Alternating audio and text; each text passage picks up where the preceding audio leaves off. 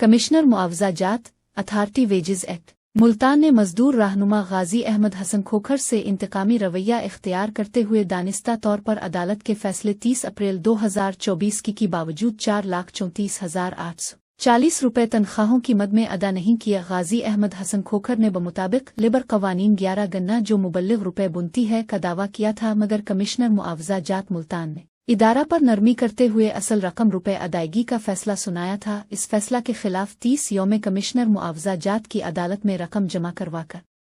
رسید پیش کرنے کے بعد پریزائڈنگ افسر کی عدالت لیبر کورٹ میں اپیل دائر کی جا سکتی تھی، مگر 1.5 سال گزرنے کے باوجود ادارہ نے عدالت کے فیصلے پر عمل درآمد نہیں کیا، جس کے بعد غازی احمد حسن کھوکھر نے عدالت میں پھر پٹیشن دائر کرتے ہوئے موقف اختیار کیا ہے کہ اب کیونکہ عدالت میں واجبات ادارے کے ذمہ داران نے تسلیم کیا اور ریکارڈ سے ثابت ہو چکا ہے اور 3.5 سال گزرنے کے باوجود واجبات ادا نہیں کیے گئے، پاکستان اسلامی جمہوری فلاحی ریاست ہے جہاں اب صلی اللہ علیہ وآلہ وسلم کے فرمودات کے مطابق مزدور اللہ